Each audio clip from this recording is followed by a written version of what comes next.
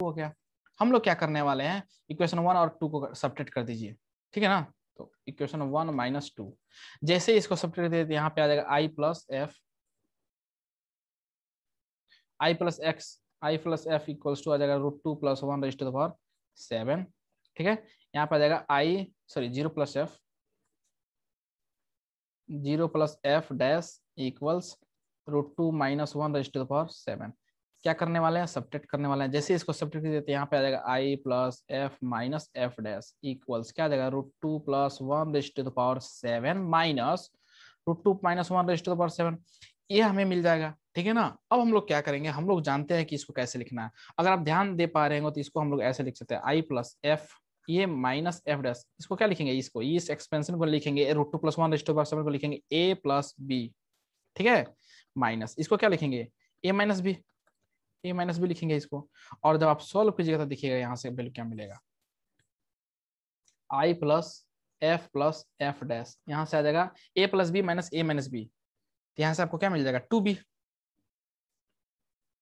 2b मिल जाएगा। और b यहाँ पे क्या होता है हम लोग जानते हैं, b होता है सम ऑफ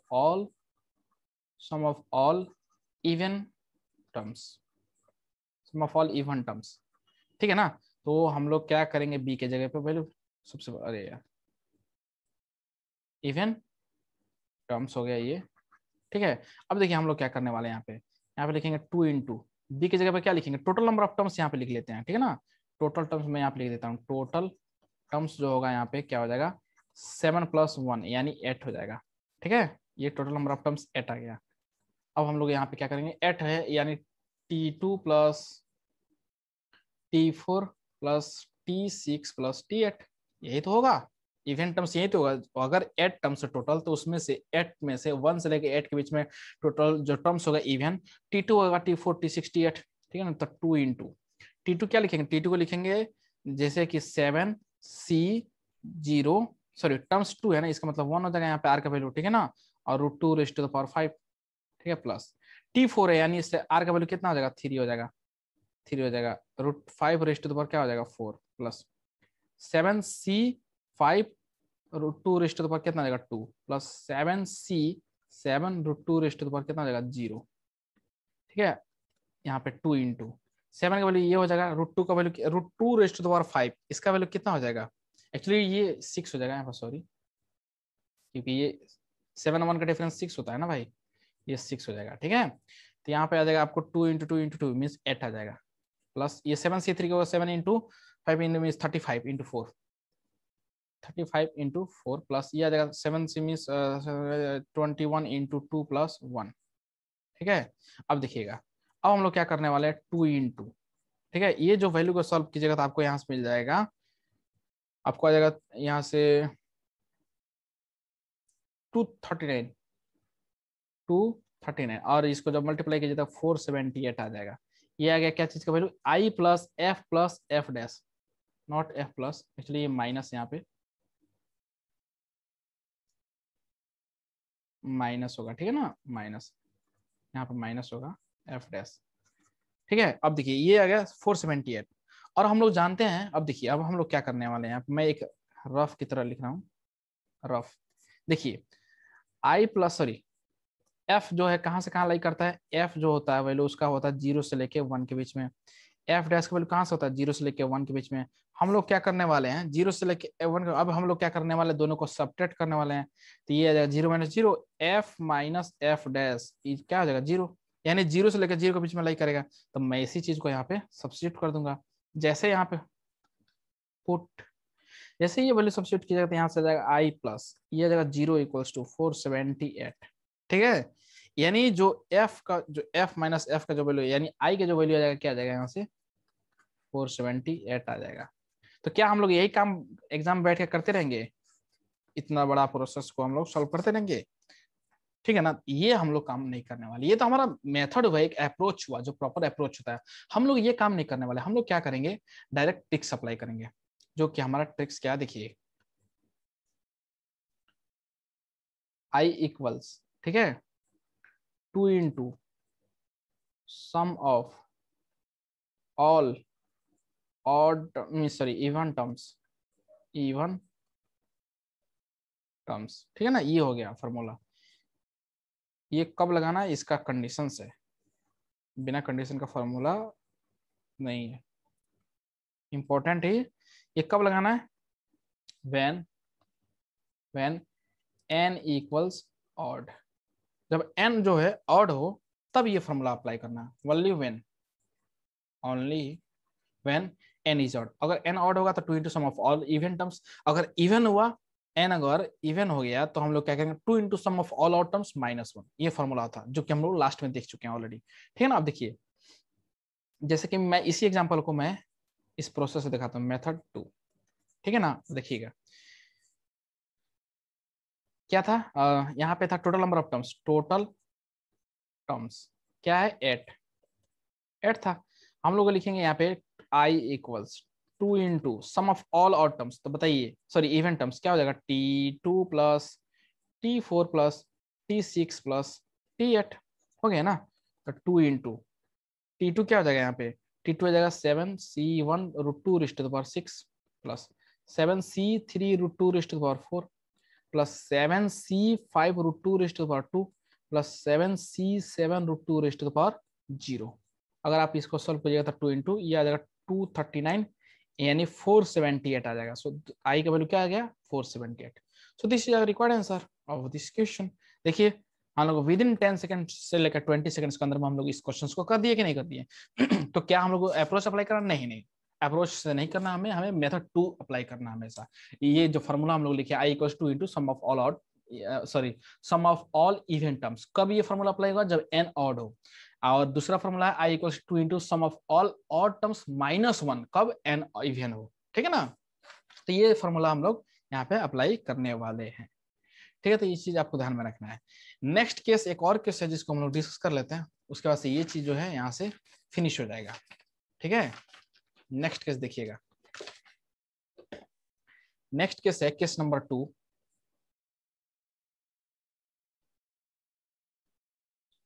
केस 2 देखिएगा,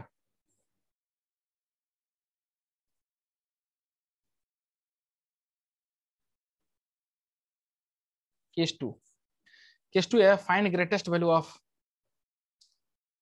find greatest value of p plus root q raise to the power n, ठीक है। When p minus root q का जो वैल्यू होगा कहाँ से, 0 से लेके 1 के बीच में होगा। तो इसके लिए क्या करेंगे, देखिए इसका कंसेप्ट भी सेम एज इट इज वैसे ही है। जैसे कि मैं बोलूँ कि if p plus root q whole raise to the power n, ये क्या हो जाएगा, इंटीजर प्लस f हो जाएगा, ठीक है ना। और p माइनस रूट क्यू अगर होगा तो क्या होगा, p माइनस क्यू हो जाएगा, तो क्या होगा, whole raise to the power n, ये क्या हो जाएगा, 0 प्लस f डैश हो जाएगा, ठीक है। यही तो है कंसेप्ट कि p माइनस रूट क्यू का जो वैल्यू होगा क्या होगा, लेस देन 1 होगा, तो f डैश क्या होगा, 0 से लेके 1 के बीच में हो जाएगा।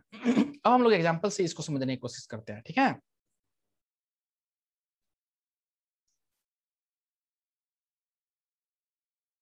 जैसे कि मैं यहाँ पे एग्जांपल लिख रहा हूँ, एग्जांपल है find greatest value of, find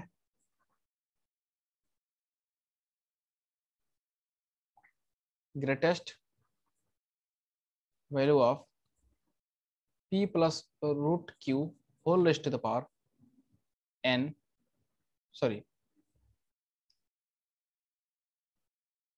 2 plus root 2 plus root 2 whole raise to the power 6, इसका हमें ग्रेटेस्ट वैल्यू फाइंड करना है। तो हम लोग क्या करने वाले हैं, हमारा काम वही है जो हम इससे पहले किए हैं।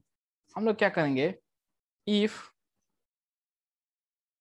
मीन्स i प्लस एफ क्या हो जाएगा, जानते हैं 2 plus root 2 whole raise to the power 6, और 0 प्लस एफ डैश क्या हो जाएगा, 2 minus root 2 whole raise to the power 6, ये हो जाएगा, ठीक है ना। हम लोग क्या करने वाले, दोनों को ऐड कर देने वाले हैं। जब दोनों को ऐड करेंगे तो यहाँ से मिल जाएगा i plus f dash equals 2 plus root 2 whole raise to the power 6 plus 2 minus root 2 whole raise to the power 6, ये आ जाएगा, ठीक है। अब देखिएगा यहाँ पे, अगर आप गौर से देख पा रहे होंगे तो ये i plus F plus f dash equals, ये हो जाएगा क्या, ए प्लस बी, ए प्लस बी, ये क्या हो जाएगा, ए माइनस बी। अगर दोनों को ऐड कीजिएगा तो आ जाएगा 2a आ जाएगा। और ए क्या होता है यहाँ पे, सम ऑफ ऑल ऑड टर्म्स। मैं यहाँ पे लिख भी देता हूँ, ये जो ए होता है भाई साहब क्या होता है, sum of all odd terms, ठीक है ना। अब देखिए, अब हम लोग सब, अब जब ये बात आया, हमारी इज्जत पे बात आई, तो हम लोग क्या करेंगे, सबसे पहले total number of finds, total number of terms find कर लेंगे, टोटल नंबर ऑफ टर्म्स। तो क्या हो जाएगा, n+1 यानी 6+1, तो यानी 7 आ जाएगा। नाउ नाउ हम लोग क्या करने वाले हैं, यहाँ पे वही चीज लिखेंगे कि i plus f dash equals 2 times of sum of all our terms, means t1 plus t3 plus t5 plus t7, ठीक है ना। अब देखिएगा यहाँ पे 2 इंटू t1 के लिए क्या करेंगे, हम लोग लिखेंगे 6c0, ठीक है, 2⁻6 टू 2⁻0, ठीक है ना। यहाँ पे लिखेंगे t3 के लिए 6c2 2⁻4, ओके, √2⁻2, ये हम लोग लिखेंगे, ठीक है ना। उसके बाद से t5 पे यानी कि r का वैल्यू क्या हो जाएगा, 4 हो जाएगा, तो 6c4 2⁻2 इंटू √2⁻4 प्लस 87 है, इसका मतलब r का वैल्यू 6 हो जाएगा, तो 6c6 2⁻0 √2⁻6। अब हम लोग क्या करेंगे, इसको सिंप्लीफाई कर लेंगे। 6c0 का वैल्यू 1 होता है, 1 इंटू 2⁻6, ये हो जाएगा आपको 64 इंटू 1 प्लस ये 62 हो जाएगा आपको 15 इंटू, ये आ जाएगा आपको 16 इंटू, ये आ जाएगा 2 प्लस 64 जो होगा क्या हो जाएगा 15 इंटू 4 इंटू, ये आ जाएगा आपको 4, ओके, प्लस यहाँ से आ जाएगा 60, ये 1 इंटू ये आ जाएगा √2 मीन्स ये आ जाएगा आपको 8, ठीक है। अब हम लोग इसको जब सिंप्लीफाई करेंगे तो हमें आ जाएगा 1584, ये आ गया क्या चीज, i प्लस एफ डैश का वैल्यू, ठीक है, i प्लस एफ डैश का वैल्यू आ गया, ठीक है।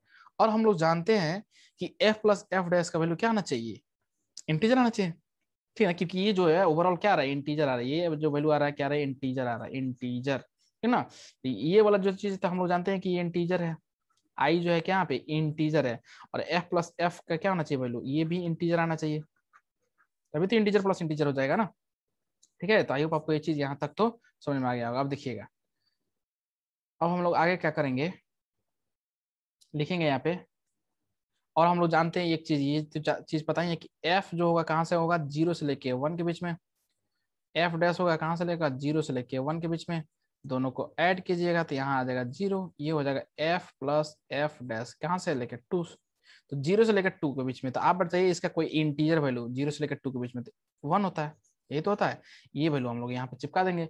तो आई प्लस एफ डैश इक्वल्स क्या हो जाएगा 1584, ठीक है ना। अब हम लोग क्या करेंगे, ये आई ये प्लस इसके जगह पर क्या करेंगे 1 इक्वल्स 1584, तो यहाँ से जो आई का वैल्यू आएगा ना, जो इंटीजर आएगा क्या आ जाएगा 1583 आ जाएगा 3, ठीक है। सो ये आ जाएगा आई का वैल्यू, तो ये हमारा आंसर हुआ। So this is our required answer of this question, okay. अब हम लोग करने क्या जा रहे हैं, तो क्या इसके लिए भी कोई ट्रिक्स, हाँ बिल्कुल इसके लिए भी ट्रिक्स है जो कि आपको याद रखना है, मैं यहाँ पे लिख देता हूँ, ठीक है। हम लोग इतना बड़ा अप्रोच, इतना बड़ा प्रोसेस हम लोग लगाने नहीं जाने वाले हैं। T plus √q whole raise to the power n, ठीक है। अगर ऐसा होगा तो हम लोग क्या करेंगे 2 into sum of all odd terms, sum of all odd terms -1, ये हमारा फॉर्मूला हो जाएगा। लेकिन क्या इसके लिए कुछ कंडीशन है सर, बिल्कुल नहीं, इसके लिए कोई कंडीशन नहीं है। वहां पे क्या होता था कि 2 into sum of all odd terms -1, जब n इवन हो, n अगर ऑड होगा तो 2 into sum of all even terms, sorry 2 into sum of all odd terms -1 when n is even, 2 into sum of all odd, sorry 2 into sum of all even terms when n is odd. लेकिन यहाँ पे कोई बाउंडेशन नहीं है, ठीक है, तो ये चीज आपको ध्यान में रखने की जरूरत है, ठीक है। यहाँ पे मैं लिख देता हूँ, यहाँ पे no bound for n is even और ऑड। n इवन है या ऑड है, इससे कोई यहाँ पे कोई ऐसा मतलब ये रेस्ट्रिक्शंस नहीं है, ठीक है ना। तो ये चीज आपको ध्यान में रखना है। तो इस टाइप से हम लोग क्वेश्चंस को सॉल्व करेंगे, ठीक है। तो डायरेक्ट फॉर्मूला अप्लाई कीजिए और आपका आंसर आ जाएगा, ठीक है। अब हम लोग को इसके बाद से हम लोग मल्टीनोमियल थ्योरम स्टार्ट करेंगे, जो कि इंपॉर्टेंट है, ठीक है। उसके बाद से हम लोग इस टॉपिक को फिनिश कर देंगे। तब तक के लिए बाय, थैंक यू, मिलते हैं नेक्स्ट टॉपिक में।